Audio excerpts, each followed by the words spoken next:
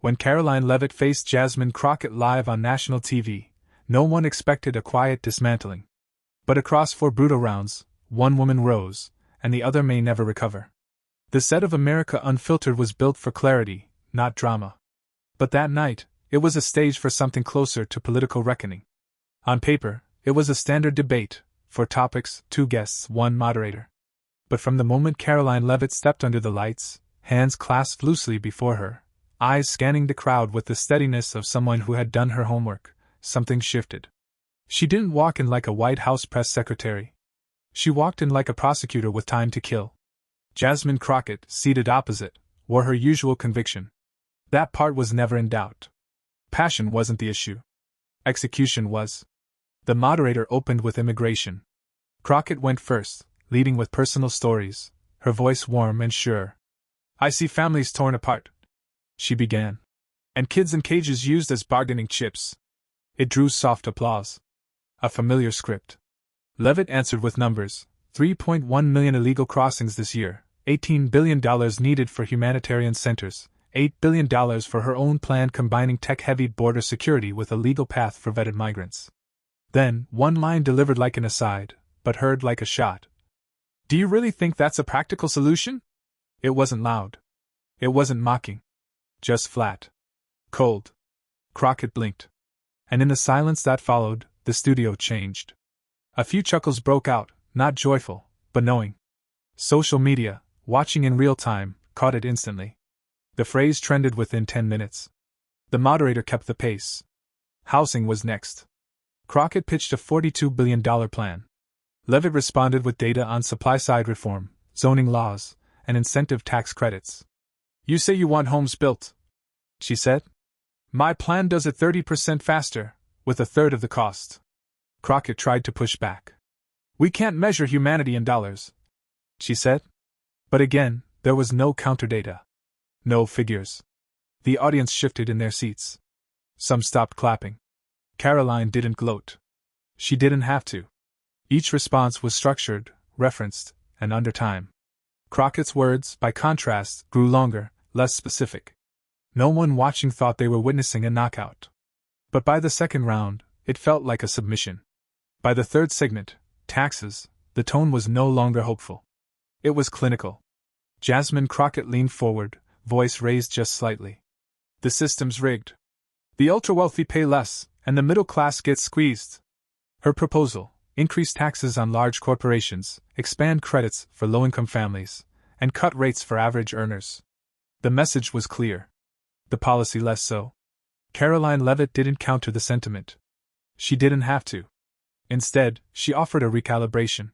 "Cutting taxes for working families," she said, "starts with removing taxes on tips and overtime. Middle-class families don't need promises. They need fewer deductions and more take-home pay." She introduced the numbers: eliminating taxes on Social Security income, a cap lift on state and local deductions, and a tax simplification package tested in 2 pilot states. "And," she added, "a corporate tax hike, like Congresswoman Crockett suggests, would raise prices by 5%. That's according to the Economic Outlook Institute, not my opinion. Their data," Crockett said. "It's time we stand with workers, not profits." But again, no refutation. No figures. Then the moderator posed the final round: education. By now, the lines were clearly drawn.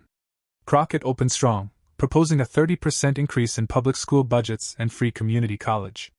Applause returned, if only briefly. She was still fighting.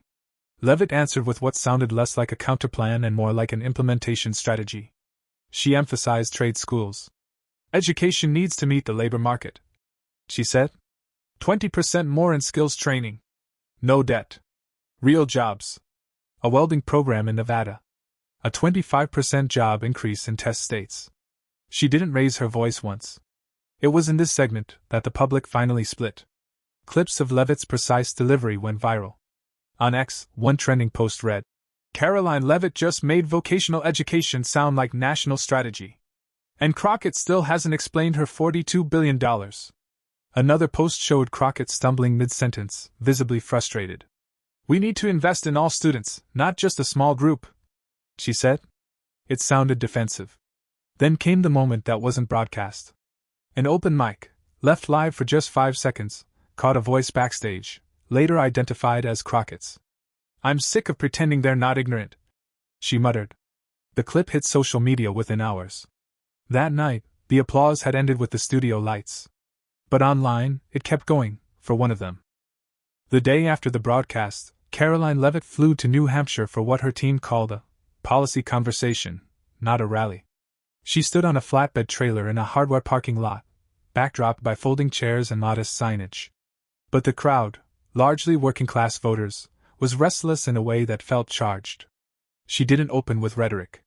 She opened with charts. One showed the drop in housing prices in test zones with zoning reform. Another showed a side-by-side of her tax cut plan versus Crockett's corporate tax hike. "I'm not here to talk about billionaires," she said. "I'm here to talk about your utility bill." The crowd applauded. Not because she stirred emotion, but because she made their own numbers make sense. By then, the leaked audio had spread nationally. In it, Jasmine Crockett's voice was unmistakable, weary but firm. "I'm sick of pretending they're not ignorant." It didn't matter what preceded the sentence. The line now stood alone. That evening, Crockett held a community Q&A in Rockford. A modest space, under fluorescent lights, half-filled. Supporters clapped, but cautiously. A group of conservative students arrived with signs. "Who's ignorant now?" Crockett didn't respond. Her aide later told the press it was beneath engagement. But clips of her walking past the signs without making eye contact only deepened the narrative. Disengaged, defensive, undone. Levitt, meanwhile, stayed visible but measured. She appeared on Fox News for a brief policy interview. No barbs, just substance. "If we cut red tape and fund job pathways," she said, "we can rebuild without arguing about ideology." The interview went viral not for its content, but for its tone. Comments flooded in. "She's the only one who sounds like she's planning for something real." Democratic leadership, worried about optics, called Crockett to Washington. The meeting was brief. No press. But afterward, an aide leaked one quote from a senior figure. "This isn't about loyalty. It's about liability." Crockett left the building without speaking to the cameras. Meanwhile, Caroline Levitt's proposals, now summarized in digital slides and TikTok explainers, were circulating across moderate Republican circles. A senior senator reposted her housing clip with the caption, "Real policy, not theater. Watch this space." And within a week, hearings were announced. The 4 issues, immigration, housing, taxes, education, would now be examined formally. Levitt and Crockett would both testify. But by then, only one of them seemed ready for it. The hearing room in the Rayburn building was cold in that specific way only federal spaces manage, overlit, underfurnished, and oddly personal in its silence. Lawmakers sat in staggered rows. The public gallery, unusually full. Reporters lined the back wall. At the center of it, 2 desks, 2 women. Caroline Levitt sat straight-backed, flanked by policy aides, binder open but untouched. Her hands rested lightly on the table, her face calm. Jasmine Crockett arrived 10 minutes late. Her expression was drawn, her team smaller. A staffer whispered something in her ear. She nodded, but didn't speak. The chairwoman, a moderate Democrat, opened the proceedings. "Today we evaluate proposals on 4 core policy areas. Our country is watching. Let's begin." Levitt went first. Her tone was quiet but authoritative. She introduced a multi-part immigration reform package, biometric screening, legal citizenship channels, community safety grants. Her voice didn't waver. She cited a case study from Montana, crime reduction stats, a budget breakdown of $7.7 billion. No slogans. Just process. Then she moved to housing. Urban zoning reform can increase supply without new spending. In Oregon, pilot programs showed a 10% drop in average home prices. That's not theory. That's what happened. She closed with her tax and education packages. Tax relief for hourly workers. Skills-based programs linked to regional labor shortages. One line in particular stood out. "We've confused volume with impact. We need fewer programs, but better ones." When she finished, there was no applause. There never is in committee. But a Democratic senator who had once criticized her publicly nodded slightly. A C-SPAN camera caught it. That moment would be clipped and shared 4.4 million times in 24 hours. Crockett followed. Her voice, once commanding, had dulled. She opened with the housing bill. $42 billion for affordable units, shelter protection clauses, expanded rent subsidies. Her passion was real, but again, her figures blurred. When pressed on implementation timelines, she hesitated. A Republican senator asked directly, "Can you provide the budgetary offsets for this?" Crockett looked down at her notes, then answered, "We need to prioritize people first. The numbers can come after." That sentence, clipped to 11 seconds, circulated within hours. A CNN analyst called it tone-deaf pragmatism. A conservative commentator called it policy malpractice. Levit said little afterward. She didn't need to. The room had turned. When the hearing ended, reporters moved quickly. Microphones crowded near both exits. Crockett gave a short statement. "This was always going to be a hard discussion. I stand by my values." But her voice lacked weight. Across the hall, Levit simply walked out, flanked by 2 aides. She didn't speak. She didn't have to. That evening, Politico ran the headline: Crockett fumbles hearing, Levit gains ground across aisle. By morning, Caroline Levit's office had confirmed bipartisan support for 2 sections of her proposal. A senator's staffer leaked that. No one else came with numbers like that. Jasmine Crockett's office released a statement emphasizing compassion and long-term vision. But no press asked follow-ups. Her housing bill was dead in committee by Friday. For Levit, the hearing wasn't just a policy platform. It was a transfer of credibility. From idea to influence. From speaker to architect. She walked back to her office alone that night. No cameras followed. But in every political newsletter the next day, one sentence stood out. Caroline Levit didn't just win a debate. She began writing law. The weekend came quietly. No speeches. No interviews. Just digital momentum and the slow churn of perception hardening into narrative. By Saturday, Caroline Levit's hearing clips were stitched into explainers by political influencers on both sides. One left-leaning analyst grudgingly admitted, "You don't have to agree with her, but she came prepared, and that matters." A centrist podcast called her a prototype for the post-drama conservative. Jasmine Crockett, meanwhile, returned to Rockford. She held a small press availability in a local rec center. The chairs were full, but the energy was flat. The first question was about the audio leak. She responded carefully. "I used the wrong words in a moment of frustration. But I stand by my passion." No one challenged the apology. But no one amplified it either. In Washington, Levit's team began drafting legislation based on her testimony. One proposal, on zoning flexibility, was already attracting moderate co-sponsors. A policy memo titled Middle Class first circulated privately among GOP strategists. The title was hers. The silence from Democratic leadership around Crockett grew more pronounced. One anonymous aide told The Hill, "We can't afford another misstep." She lost the room, then lost the follow-up. That's hard to come back from.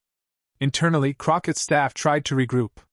A campaign strategist advised stepping back from national media and refocusing on local wins. But donors had already begun to call, asking about direction. One longtime backer paused a quarterly donation. "We just want to see a stronger hand on messaging." Their email read, polite, clear. Meanwhile, Levit met quietly with House members. No cameras. Just conversations. One Democrat from a swing district reportedly told her, "Your education pitch? That would land well in my district. Just saying." On TikTok, Levit wasn't viral in the flashy sense. She was viral in the way spreadsheets sometimes are, when they say exactly what people are afraid to say out loud. A comment under one of her clips read, "She speaks like she's already passed the bill." Crockett's defenders still rallied. Op-eds called the audio a distraction and pointed to her early legislative efforts. But the stories weren't catching. Not because people didn't care, but because there was nothing new to carry them forward. Caroline Levit's staff released a short statement on Monday. Just 3 sentences. No slogans, no dig at Crockett. Just this: "We're focused on real results. Voters want less drama, more delivery. We intend to keep working." In the halls of Congress, one intern whispered to another after seeing Levit pass by, "She doesn't look like a rising star. She looks like she already arrived." Jasmine Crockett stayed home that day. Her scheduler cleared the calendar without explanation. By the end of the following week, it wasn't just about who had won the debate. It was about who controlled the future of the conversation. Caroline Levit's proposals were now being referenced in committee memos. Not passed, not even scheduled for markup, but cited. Her plan for a 15% middle-class tax cut had been summarized in a policy note by the Joint Economic Committee. Not because it was likely to be adopted in full, but because it was coherent. Clarity is influence, a senior analyst noted on air. And Levit brought clarity. Meanwhile, Jasmine Crockett's silence had grown into absence. After her hearing performance and the fallout from the leaked audio, she appeared only once on local television. The segment ran 7 minutes. Not live. Heavily edited. In it, she called for moving past labels and focusing on shared values. There was no mention of her housing bill. No reference to the hearing. On Capitol Hill, staffers began adjusting. Aides who once prepped Crockett's briefings started rotating to other projects. One scheduler asked quietly if she'd be traveling for recess. There was no answer. A communications director in another office posted anonymously on Reddit. It's like watching someone disappear without leaving the room. Levit, in contrast, was doubling down, not on airtime, but on documentation. Her team released infographics comparing her immigration plan's cost-benefit ratios against prior models. The language was dry, but the reception wasn't. Moderate outlets reposted the slides. Even critics admitted they were refreshingly readable. That Sunday, a feature ran in The Atlantic titled, "The Technocrat with a Knife." It wasn't flattery. But it wasn't dismissal either. The subheadline read, "Caroline Levit doesn't shout. She dissects." And for now, that's working. Crockett's office declined comment. Inside the Democratic caucus, reactions varied. One progressive representative tweeted in support of Crockett, but the post garnered modest engagement. When a colleague in leadership was asked if Crockett's committee assignments were at risk, he paused, then said, "No one's talking about that yet." It wasn't a denial. It was a forecast. And outside of Washington, voters were responding. Not to party platforms, but to tone. Focus groups in New Hampshire and Kentucky cited Levit as the one who brought specifics. One respondent said, "Even when I didn't agree, I knew what she was saying. That matters." The audio clip continued to circulate, but now with less venom, more as a symbol. A warning, not a scandal. In that way, Jasmine Crockett's story had stopped being hers. And Caroline Levit's? It was still unfolding, but now with structure. Not viral, not volatile. Just steady. By midweek, a freshman senator summed it up to a reporter outside a committee room. One of them ran out of message. The other ran out of time. Spring turned, and with it, the tempo of Washington slowed, but the consequences did not. Caroline Levit's office released a draft bill titled Pathways for the Working Majority. Not sweeping. Not dramatic. But it folded in zoning reform, skills-based education programs, and simplified tax code revisions. It wasn't introduced with a press conference. It was emailed quietly to committee chairs with a subject line that read, "Draft for consideration." Data attached. By then, 4 co-sponsors had already signed on. One was a Democrat from a swing district. Another was an independent. Across the aisle, Jasmine Crockett's calendar was empty. Her legislative director resigned quietly. No statement. Just a note that he was pursuing other opportunities. The leaked audio was no longer discussed in news cycles, but its residue remained. It had become shorthand in political circles for a kind of slow collapse. At a small policy forum in Wilmington, she spoke on a panel. The room was polite. She focused on education. She referenced empathy, fairness. But again, no figures. No strategy. When asked afterward what her next step in Congress would be, she paused. "I think I'm going to listen more," she said. It wasn't evasive. It was tired. Back in D.C., Levit's influence had reached a new stage. She was no longer being interviewed about her debate performance. She was being asked about housing regulation timelines, trade apprenticeship grants. Her voice, once scrutinized for tone, was now followed for structure. One morning, a Republican committee chair introduced her during a closed briefing as someone who sees policy as architecture, not theater. A quiet compliment, but one that landed. In a moment that felt almost symbolic, a reporter asked White House officials during a routine press gaggle if Levit's housing framework had been considered internally. The answer came without hesitation. "We're reviewing it. Some of it aligns with our priorities." That was the story. Not victory. Not trend. Alignment. Meanwhile, Jasmine Crockett's team prepared for a primary challenge back home. Not announced, but expected. Local organizers were already exploring alternatives. A longtime district volunteer confided to a local paper, "We love Jasmine.